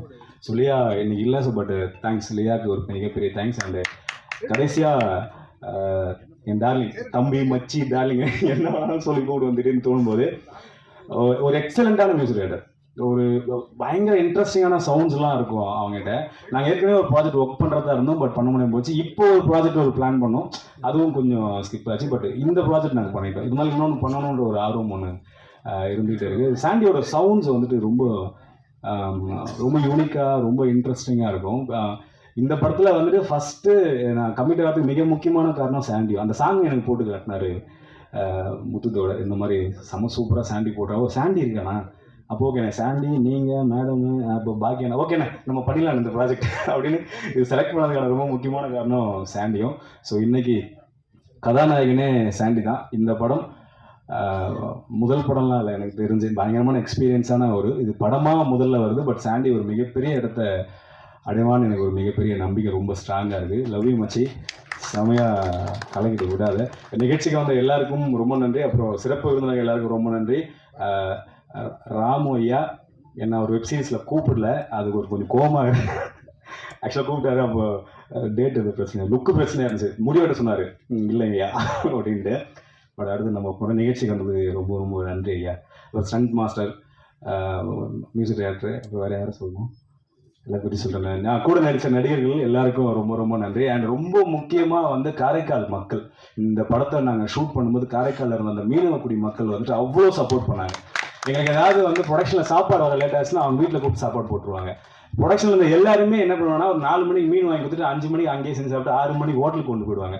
ஸோ அவ்வளோ அன்பான மக்கள். அண்டு அந்த லோக்கல் மேனேஜர் அப்புன்னு சொல்லிட்டு ஒரு நண்பர் ஒருத்தர், அவர் ஆக்சுவலாக சம்டைம்ஸ் வந்து ஷூட்டிங் லொக்கேஷன் கிடைக்கலாம், நான் ஃபோன் பண்ணி அவர்கிட்ட பேசுவேன். அப்போ ஷூட்டிங் பண்ணணும், இன்றைக்கி பண்ணி ஆகணும், ஒரு 2-3 லட்ச ரூபா வேஸ்ட்டாக போய்டும் அப்படின்னா அவர் உடனே இறங்கி பண்ணுவார். ஸோ இந்த டீம் மேலே அவ்வளோ அன்பாக வந்துட்டு அந்த லோக்கல் அந்த மக்களும் இருந்தாங்க, அங்கே ஒர்க் பண்ண டெக்னீஷியன்ஸ் எல்லாருமே இருந்தாங்க. அதோட அவுட்புட் தான் ஆல்மோஸ்ட் நாங்கள் நினச்ச பட்ஜெட்டில் முடிச்சோன்னு நினைக்கிறேன் மேடம். படத்தை முடிச்சிட்டோம். ஆமாம், முடிச்சு இந்த படம் வெளியீடு காத்துட்ருக்கு. ஸோ இன்றைக்கி எப்படி சப்போர்ட் பண்ணீங்களோ அதே போல் வந்துட்டு படம் வெளியீடு எனக்கும் சப்போர்ட் பண்ணுங்கள். கண்டிப்பாக படம் எல்லாருக்கும் பிடிக்கும். வந்து எல்லாருக்கும் ரொம்ப ரொம்ப நன்றி. Thank you so much. நான் வந்து பெங்களூரில் இருக்கிறேன். ஸோ இந்த படத்தில் வந்து ஆக்சுவலாக நான் வேறு ஒரு லுக்கில் இருந்தேன். ஸோ எனக்கு சவுந்தர் சார் கால் பண்ணிவிட்டு இந்த மாதிரி ஒரு கேரக்டர் இருக்குது, கொஞ்சம் இன்ட்ரெஸ்டிங்கான கேரக்டர், ஸோ ஃபேஸ் இதில் வந்து கண்டிப்பாக ரெஜிஸ்டர் ஆகும் அப்படின்னு சொல்லிட்டு. ஸோ அப்போ நான் வந்து ஒரு கன்னட மூவியில் வேறு ஒரு கேரக்டராக பண்ணிகிட்டு இருந்தோம், நாங்கள் ஒர்க் போயிட்டு இருந்தது. ஸோ பட் என்ன சவுந்தர் சார் சொன்னார், இது வந்து ரொம்ப இன்ட்ரெஸ்டிங்கான கேரக்டர், இது வந்து த்ரூ அவுட் த சீன்ஸ் நீ வந்து ட்ராவல் பண்ண இன்ட்ரெஸ்டிங்காக இருக்கும் அப்படின்னு சொல்லிட்டு. ஸோ இங்கே வந்ததுக்கப்புறம் ராஜலட்சுமி மேமை பார்த்ததுக்கப்புறம் என்னை பார்த்ததும் அவங்க வந்து டக்குன்னு ஒரு கேரக்டர் கொடுத்தாங்க. பட்டு நானும் சவுந்தர் சாரும் டிஸ்கஸ் பண்ண கேரக்டரே வேறு. எதுக்கு இது சொல்ல வரேன் அப்படின்னா, ராஜலட்சுமி மேம் வந்து நாட் ஓன்லி த ப்ரொடியூசர், அவங்க வந்து ஒரு நல்ல கிரியேட்டர். ஒரு ஆர்டிஸ்ட்டை எப்படி வந்து அவங்கள்ட்ட இருக்கிற ஸ்கில்ஸை எப்படி எடுத்துக்கலாம், என்ன மாதிரி லுக் கிரியேட் பண்ணணும். ஸோ அவங்க வந்து அந்த கதை எழுதுகிற டைமும் அந்த கேரக்டர் வந்து எப்படி பண்ணால் நல்லா இருக்கும் அப்படின்னு சொல்லி அழகாக கிராஃப்ட் பண்ணியிருப்பாங்க. எங்களுக்கு வந்து அப்பப்பமா ட்ராவல் இருக்கும், அந்த ட்ராவலில் வந்து எங்கள் கூட அவங்களும் ட்ராவல் பண்ணுற மாதிரி இருக்கும். ஸோ ரொம்ப இன்ட்ரெஸ்டிங்கான ஜேர்னியாக இருந்துச்சு, ரொம்ப என்ஜாய் பண்ணோம் எங்களோட டீம். ஆக்சுவலாக நாங்கள் வந்து ஹீரோயினோட ஃப்ரெண்ட்ஸாக ஒரு கேங்காக ஃபார்ம் ஆகும். ஸோ அது ஆக்சுவலாக அது நடிச்சு எனக்கு என்ன ஃபீல் ஆச்சுன்னா, நான் ஒரு ஃபாரினராகவே என்னை மாற்றிட்டாங்க. ஆக்சுவலாக எனக்கு தமிழே பேச வராத மாதிரி கம்ப்ளீட்டாக இங்கிலீஷ் மாதிரி பண்ணி. ஸோ ரொம்ப ஹாப்பி ட்ராவலாக இருந்தது, ரொம்ப இன்ட்ரெஸ்டிங்காக இருக்குது ஸ்டோரிஸ், ரொம்ப ஃபன்னாக இருந்தது ஃப்ரெண்ட்ஸ் கூட. எனக்கு என்னென்னா ஒரு காலேஜ் ஃபீல் கிடச்சிது, அந்த மாதிரி அந்த கேரக்டரை வந்து நாங்கள் ட்ராவல் பண்ணோம். அதுக்கப்புறம் இது வந்து அந்த என்விரான்மெண்ட் எப்படி இருந்ததுன்னா, அது வந்து ஒரு ஷூட்டிங் ஸ்பாட்டாகவே இல்லை, ஒரு ஃபேமிலி சேர்ந்து சாப்பிட்றோம், சேர்ந்து ஜாலியாக இருக்கிறோம். அதில் வந்து ஒரு பார்ஷாலிட்டி கிடையாது. அந்த மேம் எங்கேயுமே எங்களை ஒதுக்கி வைக்கவோ இல்லை ஒரு பார்ஷாலிட்டி நீ வந்து அப்படி இப்படி ஒன்றும் கிடையாது. எல்லாருக்கும் ஒரு சேம் ரெஸ்பெக்ட். நாங்கள் கீழே உட்காந்து சாப்பிட்டு எங்கள் கூடயே வந்து சாப்பிட்றதும் அது எனக்கு ரொம்ப ஹார்ட் டச்சிங்காக இருந்தது. ராஜன் சார் வந்து எங்கே இருந்தாலும் வந்து எங்களை சுற்றி சாப்பிட்டீங்களா, உங்களுக்கு கரெக்டாக சாப்பிட்டீங்களா, ஏதாவது உங்களுக்கு தேவை இருக்குதா அப்படின்னு சொல்லி த்ரூ அவுட் த டீம் வந்து அப்படின்னா ரொம்ப கேரிங்காக இருந்துச்சு. அது வந்து நம்ம என்ன பண்ண போகிறோம், எப்படி பண்ண ஒரு கால்குலேஷன் இல்லை, ரொம்ப சந்தோஷமாக இருந்துச்சு. சீக்கிரம் முடிஞ்ச மாதிரி இருந்தது எங்களோட ரோல்ஸ் எல்லாம். பட் இருந்தாலும் இன்னும் மேம் நிறைய ப்ராஜெக்ட்ஸ் கண்டிப்பாக எடுத்துகிட்டு வருவாங்க. ஸோ கண்டிப்பாக அந்த படத்தை பாருங்கள், ரொம்ப இன்ட்ரெஸ்டிங்காக இருக்கும். அது நான் ஒன்றும் சொல்ல முடியாது, பட் நீங்கள் கண்டிப்பாக என்ஜாய் பண்ணுவீங்க. ஸோ நீங்கள் வந்தது எல்லாருக்கும், கேமராமேன்ஸ், மீடியாஸ் எல்லாரும், இவ்வளோ பெரிய க்ரௌட் ஆக்சுவலி இதிலே தெரியுது நீங்கள் எவ்வளோ சப்போர்ட் பண்ணுறீங்க மேம்க்கு, எங்கள் டீமுக்கு. ரொம்ப சந்தோஷமாக இருக்குது உங்களை எல்லாரும் பார்க்குறதுக்கு. ரொம்ப நன்றி. Thank you ma'am. Rajan sir thank you. Rajan sir, Soundar sir thank you. So எல்லாருக்கும் நன்றி வந்ததுக்கு. கண்டிப்பாக அந்த படத்தை பார்த்து என்ஜாய் பண்ணுங்கள். தேங்க்யூ. ஃபர்ஸ்ட் ஆஃப் ஆல் ஒரு உண்மை சொல்லி ஆகணும், ஃபஸ்ட் டைம் இந்த மாதிரி ஒரு ஆடியோ லான்ச்சில் நான் வந்து ஆர்டிஸ்ட்டாக உட்காந்துருக்கேன். ஸோ என்னோட முதல் படப்பாடம் கூட சொல்லலாம். இந்த வாய்ப்பு கொடுத்த சாண்டி அண்ணனுக்கும் ஜெயலட்சுமி அண்ணனுக்கும் பெரிய நன்றி. சூப்பர் சிங்கர் முடித்து 3 வருஷம் ஆச்சு. நிறையா ஒர்க்ஸ் பண்ணியிருக்கோம், நிறையா ஆல்பம் பாடியிருக்கேன், நிறைய பெரிய மியூசிக் டைரக்டர் ஒர்க் பண்ணியிருக்கேன். ஆனால் இது வரைக்கும் படத்தில் எந்த பாட்டும் வரல. ஸோ இதுதான் முதல் படம் என்னோடது. ஸோ எனக்கு ரொம்ப ரொம்ப சந்தோஷம். அண்ட் இந்த படம் நல்லபடியாக வெற்றி ஆரம்பிச்சு நான் வேண்டிக்கிறேன். Thank you so much. இந்த வாய்ப்பு கொடுத்து முன்னாடி நான் வந்து இந்த மாதிரிலாம் பேசுனதில்லை, கொஞ்சம் நர்வஸாக தான் இருக்குது. எல்லோரும் எப்படி இருக்கீங்க? நல்லா இருப்பீங்கன்னு நினைக்கிறேன். எல்லாருக்கும் வணக்கம். விருந்தினருக்கு எல்லாருக்கும் வணக்கம். ஸ்பீச் கொடுத்துட்டு வந்தவங்க ஆங்கரிங்கு வணக்கம். எனக்கு வாய்ப்பு கொடுத்த ராஜன் சார் எல்லாருக்கும் வணக்கம், ரொம்ப நன்றி அவருக்கு. ஜெயலட்சுமி மேம், ஒரு படம் பண்ணும்போது நான் ஆக்சுவலி 9 வருஷமாக ஆக்டிங்கில் ட்ரை பண்ணிகிட்ருக்கேன். குத்துப்பட்டுற ஆர்டிஸ்ட் நான். ஆக்சுவலி 3 படம் பண்ணியிருக்கேன். இது என்னுடைய 3வது படம். ஆக்சுவலி 3வது படத்தில் இப்போ தான் ஃபஸ்ட்டு என்னுடைய ஸ்க்ரீனில் நான் மேபி பார்க்க போகிறேன். அது ரொம்ப ஆர்வமாக இருக்கேன் நான். படம் வாய்ப்பு கொடுத்ததுக்கு ரொம்ப ரொம்ப ரொம்ப நன்றி மேம். படம் வெற்றி பெறணும்னு சொல்லிட்டு எல்லாரையும் சப்போர்ட் பண்ணுங்க. Thank you very much. அந்த மாதிரி அந்த பெண் காண்டாமிருகத்தை பிரசவிக்கிறது போல அப்படிதான் ஒரு படம் எடுக்கணும். இயக்குனர் ஆகணும்னா அப்புறம் ப்ரொடியூசர் ஆகணும். யோசிச்சு பார்த்தீங்க எப்படி இருக்கணும்னு. இந்த ரெண்டுமே இருந்துன்னு இந்த மேடம் வந்து இப்படி உட்காந்துட்டு இருக்காங்க கல் மாதிரின்றது ரொம்ப பெரிய ஆச்சரியமாக இருக்குது. அது பெரிய விஷயம். அதுக்காகவே அவங்களுக்கு நம்ம பாராட்டலாம். அவங்க வந்து ரெண்டுக்குமே கேஷுவலாக ஹேண்டில் பண்ணியிருக்காங்க அப்படின்றது ரொம்ப கஷ்டம். ஏன்னா இன்றைக்கி இருக்கிற இண்டஸ்ட்ரியில் எப்போ இருக்கிற இண்டஸ்ட்ரிங்க அப்படிதான்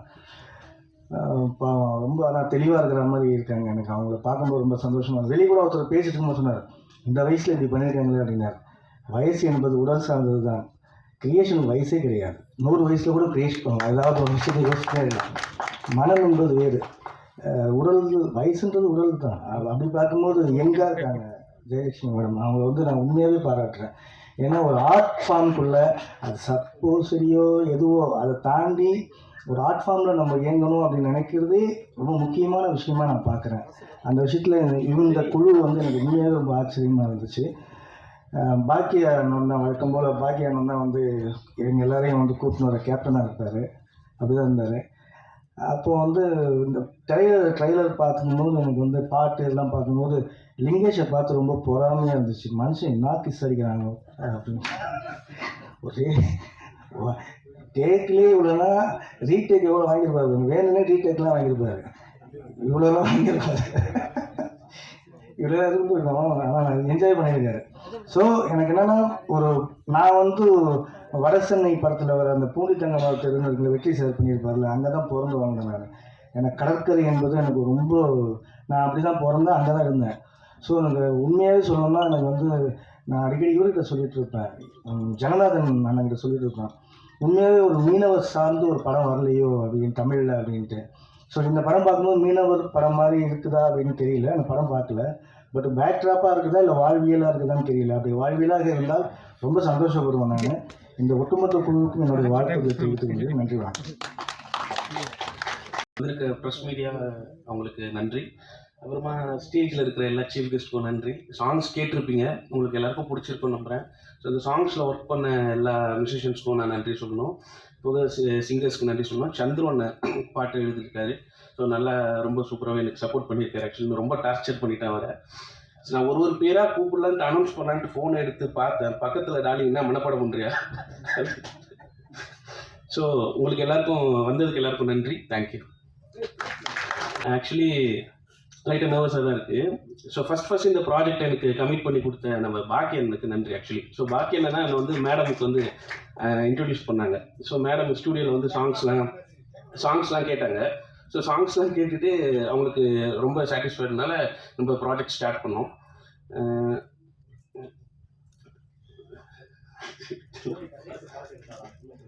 ஆக்சுவலி எல்லா டெக்னீஷியன்ஸ்க்கும் நன்றி, கேமராமேனுக்கு நன்றி, ஹீரோ லிங்கேஷ் டார்லிங்க்கு நன்றி, ஹீரோயினுக்கு நன்றி.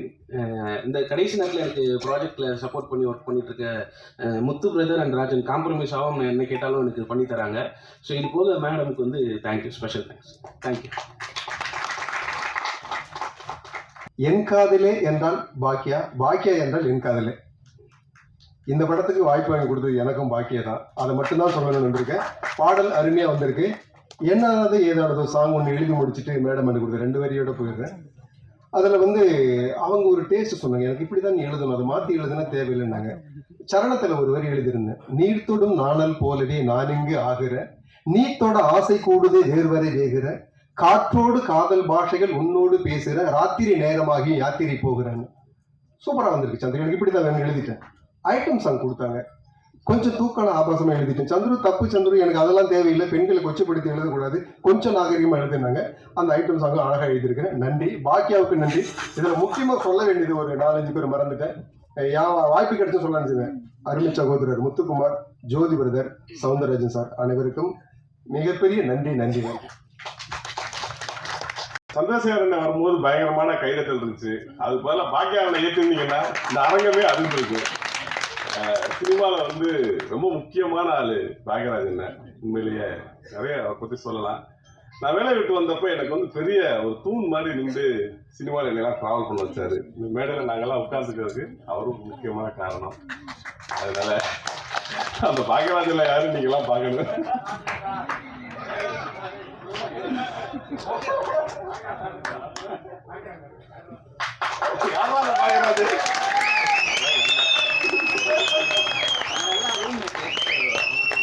சக்ஸஸ்னா பின்னாடி எவ்வளோ உழைப்பு இருக்குன்றது அது வர்றதுக்கு முன்னாடி கொஞ்சம் நீங்கள் பார்த்துருப்பீங்க. அதை நாங்களாம் பல உழைப்பு பார்த்துட்டோம். அதனால நன்றி. நான் ராமு கௌதம் அந்த மாதிரி நாங்கள் எல்லாரும் ரூம்மேட்டு. அப்போ யாருமே நாங்கள் டைரக்டர் கிடையாது, எல்லாருமே அசிஸ்டன்ட் டைரக்டரு. இப்போ எல்லாருமே டைரக்டராக இருக்கோம். ஒரு பெரிய எனர்ஜி எங்கள் பின்னால் எப்போதுமே இருப்பார்.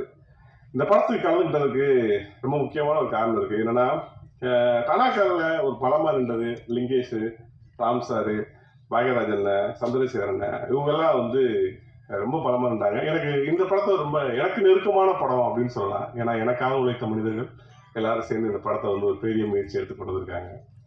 தமிழ் சினிமாவில் பெண் இயக்குநர்களோட எண்ணிக்கை ரொம்ப அறுதி குறைவாக இருக்குது.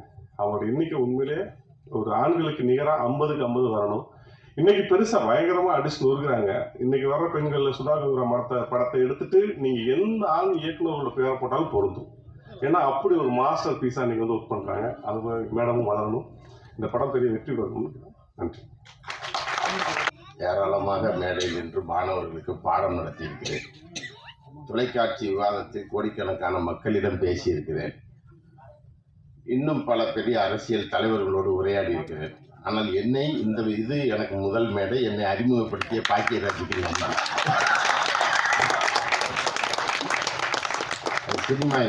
இந்த சினிமா மேடையில் பேசுறது ஃபஸ்ட்டு. நிறைய நடிகர்கள் மனதாலும் குணத்தாலும் உயர்ந்த மனிதர் நம்ம இயக்குனர் தமிழ். அவர் ஏற்கனவே உயர்ந்து தான் இருக்காரு. அப்படிப்பட்ட நபர்களோடு சகோதரர்களோடு எனக்கு நெருங்கிய தொடர்பு உண்டு. ஆனால் என்னென்னா இந்த மாதிரி மேடையில் வந்து ஃபஸ்ட்டு பேசுகிறது, இந்த இந்த ஃபஸ்ட்டு படம்லாம் ஓடிச்சு, பார்த்தோம், பாடல்கள்லாம் பார்த்தோம். அதாவது பொதுவாக என்ன சொல்லுவாங்கன்னா, ஒரு மனிதர்களுக்கு மனித பிறப்பாக பிறந்தவர்களுக்கு 3 விஷயம் வந்து ரொம்ப பிடிச்சிட்டே இருக்கும். எல்லாருக்குமே பிடிச்ச ஒரு 3 விஷயம் உண்டு. ஒன்று வந்து கடல். கடல் எந்த மனிதர்கள் போய் நின்னாலும் அந்த கடல்ல இருந்து வெளியே வரவே மாட்டாங்க. அந்த கடலை பார்த்துக்கிட்டே இருப்பாங்க. 2வது ஒரு விஷயம் மலை. மலை பிரதேசத்துக்கு போனாலும் என்ன செய்வாங்க, பார்த்துக்கிட்டே இருப்பாங்க. அந்த மலை அவர்களை வந்து அங்கிருந்து வெளியேற விடாது. 3வது யானை. யானையவும் பார்த்துக்கிட்டே நிற்பாங்க. இந்த 3ஐயும் மனிதர்கள் பார்த்த உடனேயே அந்த இடத்திலிருந்து தங்களை நகர்த்தி கொள்ள மாட்டார்கள். அங்கேயே நின்றுக்கிட்டே இருப்பாங்க, அதை பார்த்துக்கிட்டே இருப்பாங்க. ஏன் இது இருக்குது, இதனுடைய உளவியல் என்ன அப்படின்னு பார்த்தா, இந்த 3மே அளவில் பெரியதாக இருக்கிறது. கண்ணு கொள்ளாது, பார்க்கறதுக்கு ரொம்ப பெருசாக இருக்கும். இந்த கடல் அலைகள் பாய்ஞ்சிக்கிட்டு இருந்த இடம் அநேகமாக இது தரங்கம்பாடின்னு நான் நினைக்கிறேன். ஏன்னா தரங்கம்பாடியில் தான் இந்த பாடல்கள் எடுக்கப்பட்டிருக்குன்னு நினைக்கிறேன். ஏன்னா நான் தரங்கம்பாடிக்குள்ளே ஒரு 15 நாள் உட்காந்து இந்த காவிரி நீரோவியம்னு ஒரு புக்கு எழுதினேன். அந்த புத்தகம் எழுதும்போது நீங்கள் அமர்ந்து மேலே காதல் பாடிக்கொண்டிருக்கிறீங்கல்ல, அதற்கு கடலுக்கு கீழே ஒரு மிகப்பெரிய வரலாறு இருக்குது. அதான் என் மனசுக்குள்ளே வந்து போச்சு. நல்ல ஒரு இடம் அது. அந்த கடலுக்குள் பல காதல்கள் செத்து போச்சு. செத்துப்போன வரலாறு ஒன்று. அந்த அலைகள் அந்த சோகத்தை பாடிக்கொண்டே இருக்கும். அந்த ஊருக்கு பேரே தரங்கம்பாடினாலே அலைகள் பாடி அப்படின்னு தான் பேர். தரங்கம்னா அலைகள். அலைகள் பாடிங்கிற ஊர் தான் தரங்கம்பாடின்னு சொல்கிறாங்க. அந்த ஊரில் தான் இந்த ஷூட்டிங் நடந்திருக்கு. ஏறக்குறைய 2-3 பாடல்கள் அதிலே இருந்தது. அந்த இடிந்து போன அந்த திண்டுகளுக்கு இருக்குல்ல, அதற்கு உள்ள நான் இங்கே போய் ஆய்வு செய்து எழுதுனதில், அந்த காலத்தில் வயதுக்கு வந்த பெண்கள் பூப்படைந்த உடனே அன்றைக்கு இருந்த வெள்ளையர்களால், இல்லை அன்றைக்கு இருந்த ஆதிக்க சக்திகளால், அன்றைக்கு இருந்த மன்னர்களால் அவங்க வந்து பூ பெய்த உடனே அவங்கள வந்து அரண்மனைக்கு அனுப்பி வைக்கணும். இல்லாட்டினா அங்கே இருக்கிற படை வீரர்கள் வந்து அவர்களோடு உறவு கொள்ளணும். இவர்களுக்கான காதலோ எதுவுமே இருக்காது. உடனே அந்த தரங்கம்பாடி ஊரில் என்ன பண்ணுவாங்க அப்படின்னு சொன்னால், குழி தோண்டுவார்கள். ஒரு குழியை தோண்டி நெல் போடக்கூடிய ஒரு இதை உள்ளே வைப்பாங்க. வச்சுட்டு அதுக்குள்ளே அந்த குழந்தைய, அந்த பூ பெய்த பெண்ணை உள்ளே இறக்குவாங்க. இறக்குன உடனே அந்த பொண்ணு உள்ளே போய் அந்த நெல் அள்ளிட்டு வாமா அப்படின்னு சொல்லுவாங்க. அந்த குழந்தை உள்ளே இறங்கினோடனே மண்ணை போட்டு மூடிடுவாங்க. இந்த மாதிரி எவ்வளோ தெரியுமா, கிட்டத்தட்ட 8200 குழந்தைகள் அந்த கடலுக்கு கீழே இருக்கிறார்கள். அதற்கு பேர் பூவாடைக்காரி அப்படின்னு பேர். அதுக்கு அதை வச்சுட்டு அந்த குழந்தை இறந்த இடத்த தெய்வமாக வழிபடுவாங்க. ஒரு பெட்டியில் பூ செஞ்சு அந்த பூவை சுற்றி அதை வழிபடுவாங்க. தரங்கம்பாடி கடற்கரை முழுவதும் பூவாடைக்காரிகள் நிறைந்த ஒரு ஊர். அவர்களுக்கு காதல் உண்டு. அந்த காதல் என்ன செய்யப்படுகிறது, அந்த அந்த இடத்த பார்த்ததுலேருந்து எனக்கு அப்படித்தான் மனசுக்குள்ள அதை பார்த்துக்கிட்டே இருந்தாலே ஒரு பதட்டம் வந்துக்கிட்டே இருந்துச்சு. ஆனால் அந்த கடல் ஒரு கதையை சொல்லிக்கொண்டே இருக்குது. அந்த அந்த கடலின் மேல் நின்று, அந்த தரங்கம்பாடியில் நின்று ஒரு கதையை, ஒரு காதல் கதையை நீங்கள் என்ன செய்கிறீர்கள், சொல்ல முயன்றிருக்கிறீர்கள். அந்த வகைக்கு வாழ்த்துக்கள், பாராட்டுக்கள். ஏன்னா காதல் என்பது நீங்கள் ஒரு ரொம்ப நீங்கள் பெரியாரை சொல்லுவாங்க தமிழ்நாட்டில், பெரியார் இல்லாமல் ஒரு விஷயத்த பேச முடியாது. நீங்கள் பெரியார் காதலை பற்றி ஒரு விஷயம் சொல்லுவார். திருமணமோ கல்யாணமோ கன்னிகாதானமோ எதுவுமே தமிழ் சமூகத்தில் வழக்கே கிடையாது. நமக்குள் இருந்ததெல்லாம் காதல் தான். ஏன்னா கல்யாணமும் கன்னிகாதானமும் திருமணமும் பின்னால் நாம் உருவாக்கி கொண்டது. ஆனால் காதல் என்பது மட்டும்தான் என்னது, நமக்குள் சொந்தமாக இருந்தது என்று பெரியார் விடுதலையில் எழுதியிருக்கிறார்.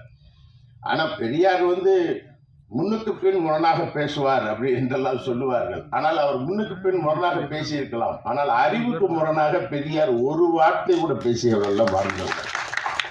அவர் அறிவுக்கு முரணாக பேசியவரே கிடையாது. எல்லாமே கிளீனாக செய்வார்.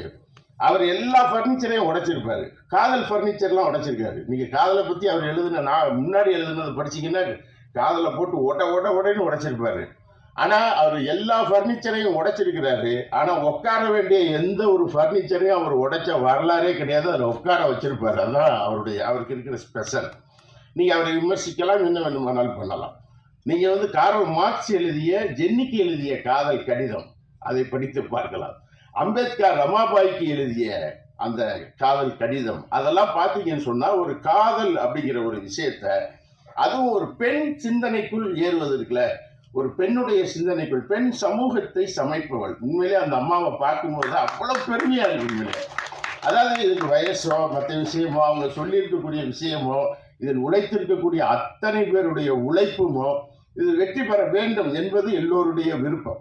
இது வெற்றி பெற வேண்டும். ஏன்னா ஒரு முயற்சி என்றைக்குமே எடுத்துக்கொண்ட ஒரு முயற்சி தோல்வியே கிடையாது, என்றைக்குமே கிடையாது. அது தோல்வி அப்படிங்கிறது ஒன்றை நான் ஏற்றுக்கிறவே மாட்டேன்.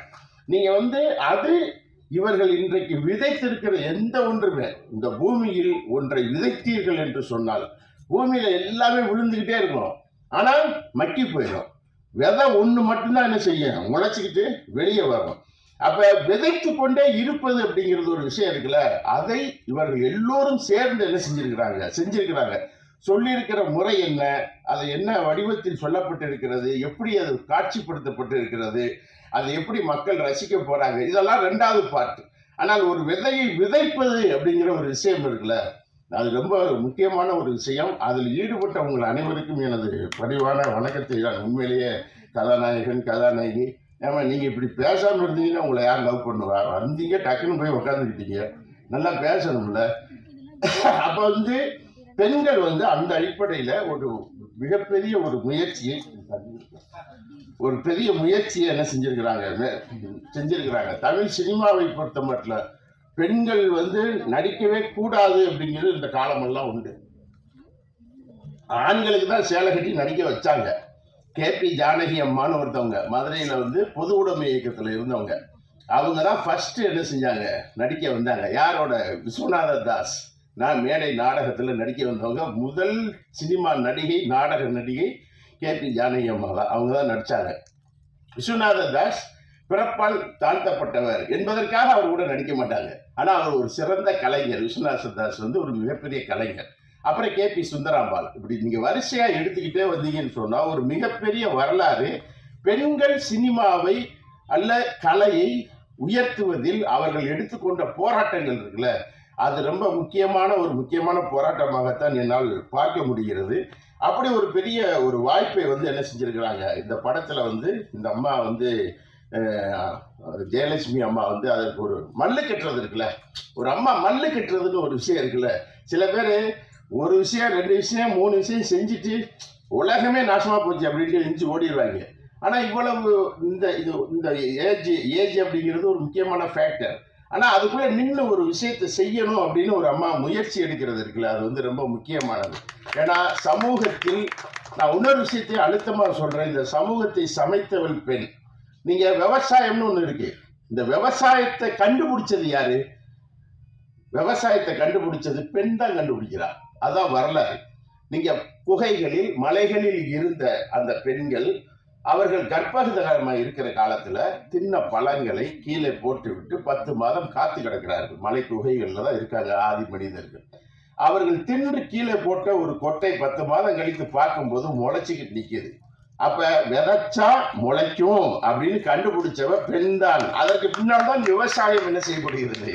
உலகில் விவசாயம் கண்டுபிடிக்கப்பட்டதே பெண்களால் தான் என்ன செய்யப்படுகிறது, கண்டுபிடிக்கப்படுகிறது.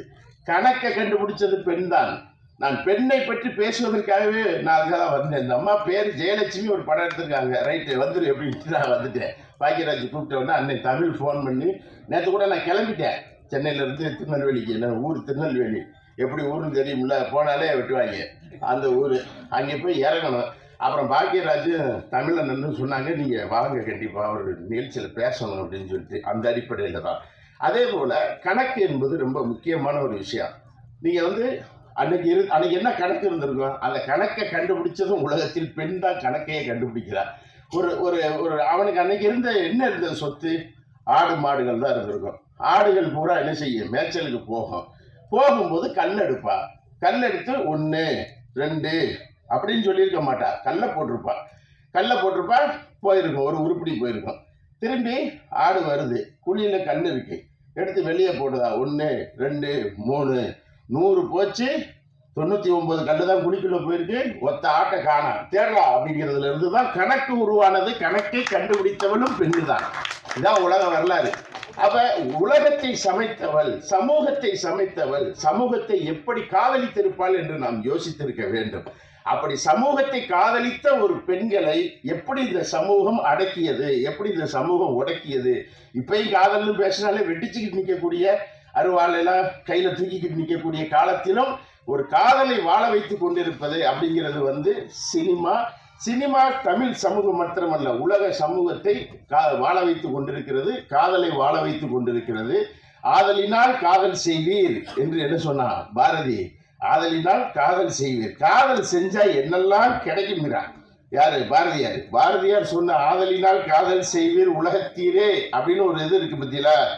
காதல் செய்தார் மானுடருக்கு கலவி உண்டு, கலவியில் கவலை தீரும். இந்த ஒரு முத்தம் கொடுத்தார்ல, கவலை தீரும்.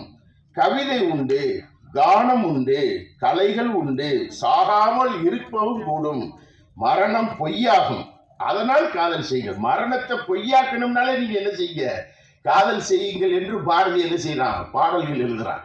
அப்ப இதையெல்லாம் கணக்கு பண்ணுகிற பொழுது ஒரு பெண், அதுவும் இந்த சமூகத்தில் ஒரு படத்தை எடுக்கணும், அதை பல வழியில சொல்லலாம், எழுதவும் செய்யலாம். நாங்கள்லாம் நூல் எழுதுறோம். ஒரு புத்தகத்தை எழுதுவதற்கு ஒரு 6 ஆண்டு காலங்கள் ஒரு நதியில் நான் பயணித்திருக்கிறேன். 6 வருஷம் ஆத்துக்குள்ளே படுத்து கிடந்திருக்கிறேன். என்னெல்லாம் வெளியே யாருக்குமே தெரியாது. ஆனால் ஒரு புத்தகத்தை நாங்கள் அப்படித்தான் எழுதுவோம், ஒரு வரலாறை அப்படித்தான் தேடுவோம். வாழ்க்கையில் பாதி நாள் எங்கேயாவது நாடோடியாக அலைந்து கொண்டிருப்போம், ஏதாவது ஒரு கல்வெட்டை போய் தோண்டிக்கிட்டு இருப்போம். இதை தான் நாங்கள் செய்து கொண்டிருப்போம். ஆனால் வெளி உலகத்திற்கு எங்களுக்கு பெருசாக தெரியாது. இந்த சமூகத்தில் ஒரு எழுத்து என்பது ரொம்ப முக்கியமானது, ஒரு படைப்பு என்பது ரொம்ப முக்கியமானது. படைப்பாளி முக்கியமானவன், எழுத்தாளர் முக்கியமானவன். அந்த வகையில் ஒரு எழுத்தாளன் என்ற முறையில் இந்த படைப்பாளிகள் அனைவரையும் மிகவும் மனதார பாராட்டுகிறோம். இந்த திரைப்படம் வெற்றி பெற வேண்டும், சமூகத்தில் இது ஒரு தாக்கத்தை உருவாக்க வேண்டும் என்ற வேண்டுகோளை வைத்து இந்த மேடையில், முதல் மேடையில் என்னை அறிமுகப்படுத்திய பாக்கியாவுக்கு மீண்டும் நன்றி சொல்லி, அம்மாவுக்கு நன்றி சொல்லி, அனைவருக்கும் நன்றி சொல்லி அமைகிறேன். நன்றி, வணக்கம். எல்லோருக்கும் வணக்கம். ஃபர்ஸ்ட் ஆஃப் நான் வந்து உங்கள் எல்லாருக்கிட்டையும் சாரி கேட்டுக்கிறேன். ஏன்னா நிறைய பேர் நின்றுட்டு இருக்கீங்க, இடம் இல்லாத இருக்கீங்க, அது எனக்கு ரொம்ப கஷ்டமாக இருக்குது. எங்களுக்காக டைம் ஒதுக்கி உட்காந்து பார்க்குறீங்க, அதுவும் எனக்கு ரொம்ப சந்தோஷம். எனக்கு ரொம்ப பேச தெரியாது. ஃபிசிக்கலாக நான் ஒர்க் பண்ணுவேன், என்னென்னா எனக்கு மென்டலி அவுட்டு. ஃபிசிக்கலி என்னால் ஓடுவேன், எல்லாம் பண்ணுவேன், மென்டலி எனக்கு எதுவும் பேச தெரியாது. இந்த படம் வந்து நம்ம என்ன சொல்கிறதுன்னா, ஜெயலட்சுமி மேடம் அவங்க இந்த படத்தில் பல வழிகளை சந்திச்சிருக்காங்க. பல வழி அது எனக்கு மட்டும்தான் தெரியும். ஏன்னா நான் வந்து 5 வருஷம் நான் கூட இருந்திருக்கேன். மாதா பிதா குரு தெய்வம் எல்லாம் சொல்லுவாங்க. எனக்கு மாதா பிதா குரு தெய்வம் எல்லாமே எங்கள் மேடம் தான். ஏன்னா என்ன அவ்வளோ பார்த்துட்டு இருக்காங்க.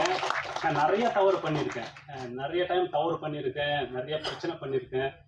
ஒரு முறை கூட என்னை வந்து அவங்க திட்டுனதே இல்லை. என்ன தெரியுமா சொல்லுவாங்க, தட்டி கொடுப்பாங்க, பார்த்துக்கலாம் விட்றா, பண்ணிக்கலாம் விட்றா அப்படின்னு. ஆனால் அவங்களுக்குள்ள நிறைய வலிகள் இருக்கும். இந்த படம் பண்ணது என் கூட எல்லாம் பயணப்பட்டிருப்பாங்க.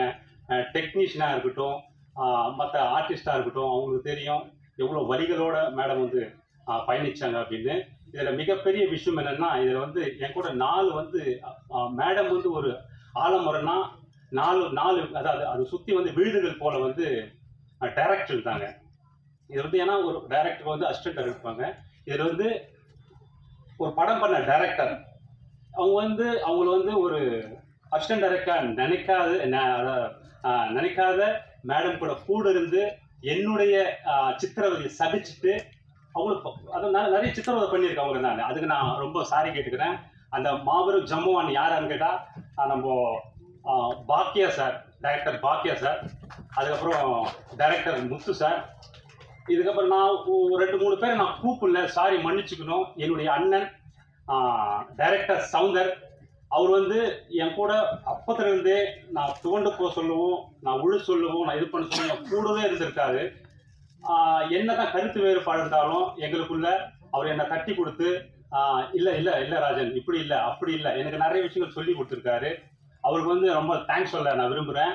இந்த படத்தில் நிறைய விஷயங்கள் நடந்திருக்கு, யாருக்கும் தெரியாது. இந்த படத்தால் குறைஞ்சபட்சம் மேடம் வந்து பிபி இதுவாகிட்டு 5-6 டைம் வந்து ஹாஸ்பிட்டல் அட்மிட் ஆகிருக்காங்க. இந்த படத்துக்காக சவுந்தர் சார் யாருக்கும் தெரியாது, ஸ்ட்ரோக் வந்துருச்சு அவருக்கு. இந்த படத்தை எண்ணி இது பண்ணி அந்த மாதிரி ஒரு மாபெரும் டைரக்டர் அவர். இன்னொரு டைரக்டர் வந்து கிருஷ்ணன், அவரு என் கூட இருந்து சிறப்பாக செயல்பட்டார். அதாவது இந்த 4 பேர் வந்து என் கூட இருந்து முத்தண்ணா இப்போ வரைக்கும் கூட நிற்கிறாரு. சவுந்தர் சாரும் அவரு கூட நிற்கிறாரு. நான் என்ன பேசணும்னு தெரியல. இன்னொன்று வந்து நான் இந்த மேடையில் நிற்கிறேன்னா அதுக்கு முதல் காரணம் ஜெயலட்சுமி மேடம் மட்டும்தான். அந்த வாய்ப்பை உருவாக்கி கொடுக்குறது நம்ம பாக்யராஜ் சார். என்னன்னா நம்ம தானாக்காரன் அப்படின்றதுல நம்ம தமிழ் சார் எனக்கு ஒரு ரோல் கொடுத்துருந்தாரு. அது சின்ன ரோல் தான். அந்த ரோல் நான் நடிக்க சொல்ல லிங்கேஷ் சார் அதில் ஆக்ட் பண்ணியிருந்தாரு. அவருக்கு தெரியாது, அவர்கிட்ட நான் செல்ஃபி எடுத்திருக்கேன் சார், ஒரு செல்ஃபி எடுக்கட்டுமா அப்படின்னு. இப்போ என்னன்னா அந்த உயரத்துக்கு என்னை தூக்கி வச்சு இவ்வளோ பெரிய ஒரு பொறுப்பை கொடுத்து இங்கே நிற்க வச்சிருக்கு யாருன்னு கேட்டால் ஜெயலட்சுமி மேடம் தான். ஏன்னா அவ்வளோ பெரிய பொறுப்பு கொடுத்துருக்காங்க, கொடுத்தாங்க. அதுக்காக நம்ம தேங்க்ஸ் சொல்லிக்கிறேன். இன்னொன்று என்னுடைய அதான் இவ்வளோ நேரம் பேசினேன், அதுக்காக உட்கார்ந்த சீஃப் கெஸ்ட் சாரி, எனக்கு பேச தெரியல, எல்லாருக்கும் சாரி கேட்டுக்கிறேன். நீங்கள் எனக்காக பொறுமையாக அந்த ஒரு நேரம் கேட்டதுக்கு. மற்றபடி வந்து நான் ஒரு 4 பேருக்கு சால்வை போடணும்னு நினைக்கிறேன். சவுந்தர் சார் கொஞ்சம் மேலே வரீங்களா ப்ளீஸ்?